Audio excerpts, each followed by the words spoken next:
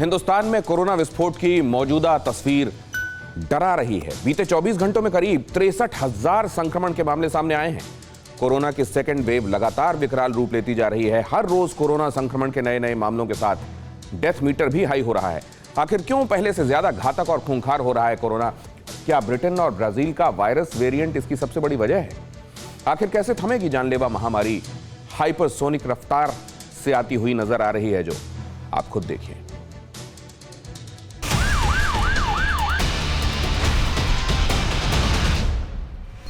एक वायरस जिसके खात्मे के लिए पूरी दुनिया ने अपनी ताकत झोंक रखी है, जिसके प्रकोप को कम करने के लिए मेडिकल साइंस 24/7 मिशन पर लगी है।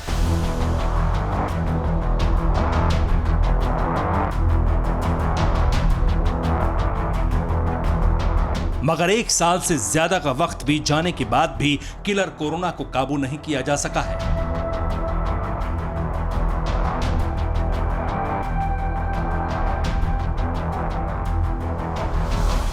कोरोना की करीब 9 वैक्सीन आ चुकी है। पूरी दुनिया में टीकाकरण भी किया जा रहा है। बावजूद इसके संक्रमण के मामले सामने आ रहे हैं। लोग बेमौत मर रहे हैं। साल 2020 में शुरू हुआ कोरोना संकट अब भी जारी है। कहीं कोरोना के सेकेंड वेव कोहराम मचा रही है, तो कहीं वायरस के नए स्ट्रेन और म्यूटेंट इंसानों के लिए खतरा बन रहे हैं।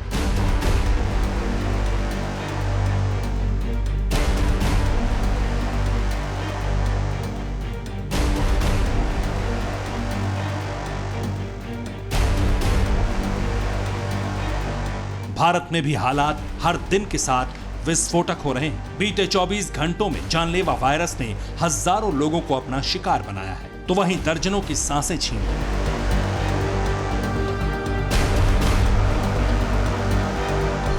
अगर बात आंकड़ों की करें तो 26 मार्च को 62,276 नए केस सामने आए और 292 लोगों की मौत हुई। चीनी वायरस की इस हाइपरसोनिक रफ्तार के लिए वायरस के डबल म्यूटेंट और सैकड़ों की तादाद में पाए गए वेरिएंट्स को जिम्मेदार माना जा रहा है। आशंका जताई जा रही है कि कोरोना वायरस का यही बदला रूप बड़ी तेज रफ्तार से लोगों को शिकंजे में जकड़ रहा है, क्योंकि ये पहले से ज्यादा संक्रामक और घातक है। इसी के चलते कोरोना इस वक्त पूरे देश में पीक पर पहुंच रहा है। आखिर कैसे, पहले वो देखिए।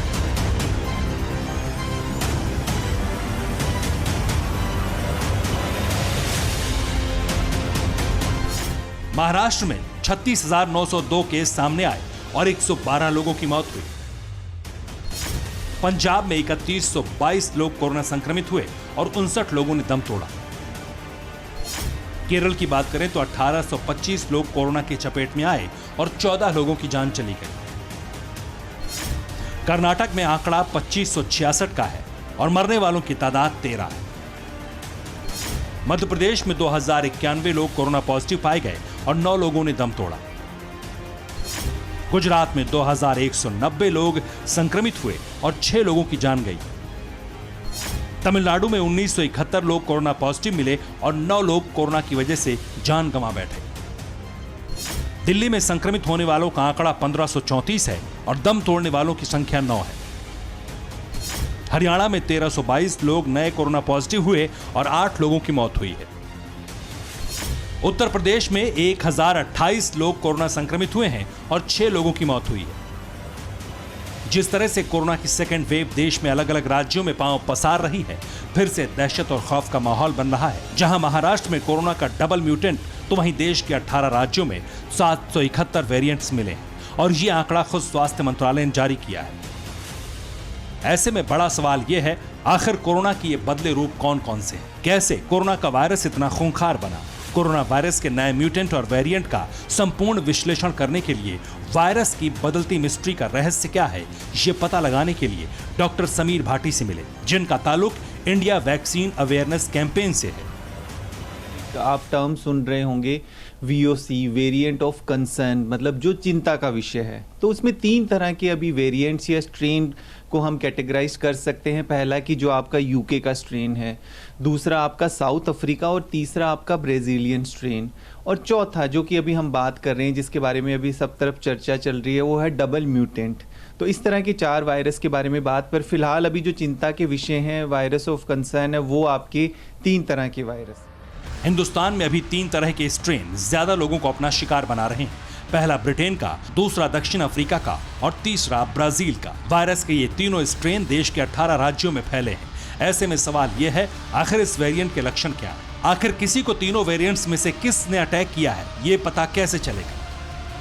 जो हमने पिछली वेव के अंदर भी देखा था, वही सब तरह के आपका बुखार होना, गले का खराब होना, मांसपेशियों में दर्द होना, शरीर में पूरी तरह से दर्द रहना, बहुत ज़्यादा थकावट, वीकनेस, और अभी फिलहाल कुछ देखा जा रहा है, कुछ गैस्ट्रोइंटेस्टाइनल पेट से संबंधित समस्याएं भी देखी जा रही है, जिसके अंदर की आपको वॉमिटिंग होना और पेट में खराबी होना, ये सब चीज़ें भी देखी जा रही है। यानी कोरोना का सिर्फ रूप ही नहीं बदला, बल्कि उसके लक्षणों में भी बदलाव आया। अब तक तो सिर्फ सर्दी, जुकाम और बुखार जैसे ही लक्षण सामने आ रहे थे, लेकिन अलग अलग वेरिएंट्स के चलते अब पेट से जुड़ी समस्याएं भी हो सकती हैं। यानी अब आपको इस बात का भी ख्याल रखना होगा।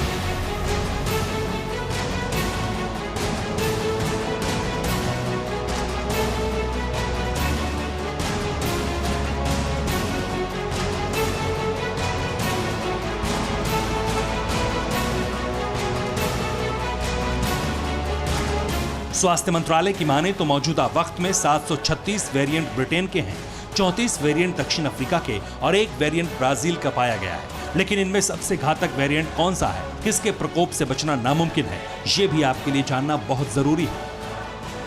के अंदर आपने बिल्कुल ये सही सवाल पूछा है कि इसमें 3 तरह की कैटेगरीज होती है कि कौन सा सबसे ज़्यादा इन्फेक्शियस है, संक्रामक है कि कुछ ज़्यादा इन्फेक्शन फैलाता है, या सेकंड लेवल पे हम कहते हैं लीथल, मतलब कौन सा ज़्यादा जानलेवा है। और एक और कैटेगराइज्ड हम इसमें कर सकते हैं कि ये हमारे इम्यून को एस्केप कर रहा है कि नहीं, मतलब इस पर वैक्सीन का इफेक्ट होगा कि नहीं, है ना। तो ये 3 तरह से कैटेगराइज करते हैं। पर जो आपने घातक की बात की, मतलब उसमें हम कहें कि जो जानलेवा कौन सा है, वो ब्राजीलियन वाला स्ट्रेन को अभी सबसे ज़्यादा घातक माना जा रहा है, सबसे ज्यादा जानलेवा माना जा रहा है। गनीमत यह है कि ब्राजील के वेरिएंट का सिर्फ एक ही केस भारत में है। ऐसे में हर किसी को सावधानी रखनी होगी ताकि ब्राजील के डेडली वेरिएंट को फैलने से रोका जा सके, क्योंकि तमाम तरह के वेरिएंट्स को लेकर यह दावा भी किया जा रहा है कि इन पर कोरोना वैक्सीन असरदार रहेगी। इंसानों की इम्यूनिटी भी वायरस को फैलने से नहीं रोक सकती है। ऐसे में हमने इस दावे के बारे में भी डॉक्टर समीर भाटी से सवाल किया। भारत में जो 2 वैक्सीन हमारी आ रही है, कोवैक्सीन और कोविशील्ड, माना जा रहा है कि उसमें जो आपका यूके वाला स्ट्रेन है वो इफेक्टिव है। उसके अंदर वैक्सीन जो आपकी कोविशील्ड है, एस्ट्राजेनिका की वैक्सीन, वो उसके अंदर इफेक्टिव है। जो साउथ अफ्रीका वाला स्ट्रेन है, उसके अंदर अभी जो जिस तरह की भी डेटा आया है, उसमें देखा गया है कि लगभग 10 से 20% ही इफेक्टिव। यानी ब्रिटेन वेरिएंट पर हिंदुस्तान की दोनों वैक्सीन सिर्फ 20 से 30% तक ही कारगर साबित हो सकती है। बाकी 2 वेरिएंट से जुड़ी कोई भी जानकारी अब तक सामने नहीं आई। मतलब साफ है, खतरा बड़ा है। ऐसे में अगर इस खतरे पर काबू पाना है तो लोगों को फिर से सख्ती बरतनी पड़ेगी, मास्क लगाना होगा, सोशल डिस्टेंसिंग का पालन करना पड़ेगा। लेकिन जिस तरह से मुंबई से एक खबर सामने आई, वो कहीं ना कहीं कोरोना विस्फोट के संकेत दे रही है। मानस होटल में आपको तस्वीर दिखाना चाहूँगा। ये मानस रेसिडेंसी होटल है, जहाँ पर जो लोग विदेश से आते हैं उन्हें क्वारंटीन रखा जाता है और फिर उनका 7 दिनों के बाद टेस्ट होता है, और अगर वो नेगेटिव पाए जाते हैं तो उन्हें 7 दिनों के लिए घर पर जो है क्वारंटीन रहना होता है। यहाँ पर जो लापरवाही सामने आई वो ये कि 6 ऐसे लोग थे जिनका 26 तारीख को 7 दिन पूरा हो रहा था। इसी की जांच के लिए जब बीएमसी के अधिकारी यहाँ पहुँचे तो पता चला ये 6 के 6 इस वक्त मौजूद नहीं है। इसके अलावा 3 ऐसे लोग भी थे जिनका 29 और 31 तारीख को क्वारंटीन पीरियड होटल में ख़त्म हो रहा था, वो लोग भी यहाँ मौजूद नहीं पाए गए। जिसके बाद बीएमसी ने होटल प्रशासन पर, होटल चलाने वाले जो लोग हैं उनके ऊपर, साथ ही जो 9 लोग यहाँ से भाग गए थे, जो 9 लोग यहाँ से अपना क्वारंटीन पीरियड सर्व किए चले गए थे, उनके खिलाफ एफआईआर दर्ज की है। मुंबई के चेंबूर इलाके में मौजूद मानस रेजिडेंसी होटल में विदेश से आए यात्रियों को क्वारंटीन में रखा गया था।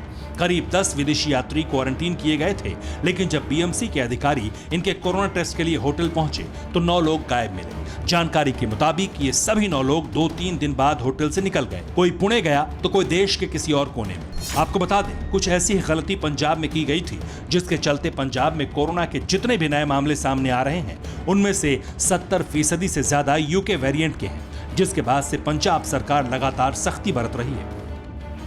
मैं इस वक्त पंजाब के मोहाली के ढकोली हेल्थ सेंटर पर मौजूद हूं और यहां पर मैं आपको दिखाना चाहूंगा कि कोरोना की टेस्टिंग के लिए आप देखिए लोग किस तरह से कतारों में खड़े हैं और पंजाब के तमाम अस्पतालों में इसी तरह से लंबी लंबी कतारें कोरोना सैंपल देने के लिए सामने आ रही हैं। सरकार ये मानकर चल रही है कि जितनी ज़्यादा टेस्टिंग हो रही है उतने ज़्यादा ही पॉजिटिव मामले सामने आ रहे हैं और इससे लोगों को ट्रेस किया जा रहा है, उनको इलाज दिया जा रहा है।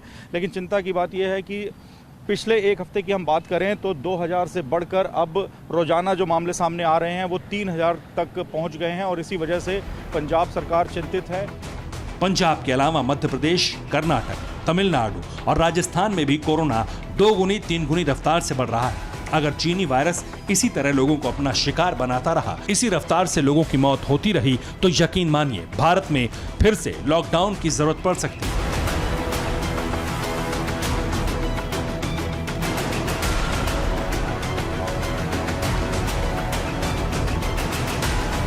अगर लोगों का सहयोग हो जाए इमीडिएटली, अगर इस पर रिएक्ट कर जाए लोग और अपना बचाव के उपाय जो कर रहे थे पिछले 1 वर्ष से वो फिर शुरू कर दें, तो न तो लॉकडाउन की आवश्यकता पड़ेगी बड़े बड़े जिससे बहुत लोगों को नुकसान हुआ और न ही संक्रमण बढ़ेगा और उससे मृत्यु दर भी कम रहेगी और अस्पतालों में भर्ती होने की आवश्यकता भी कम पड़ेगी। यानी वैक्सीनेशन के साथ साथ हर इंसान का ये फर्ज है कि वो मास्क पहने, 2 गज की दूरी रखे, भीड़ भाड़ वाले इलाकों में कम जाए, लोगों के संपर्क में कम आए, वरना वायरस का खूनी रूप दुनिया पहले देख चुकी है।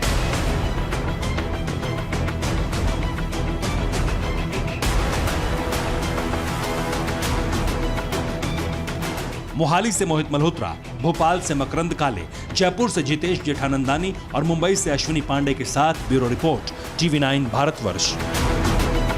फिक्र आपकी, सोमवार से शुक्रवार रात 9 बजे सिर्फ TV9 भारतवर्ष पर।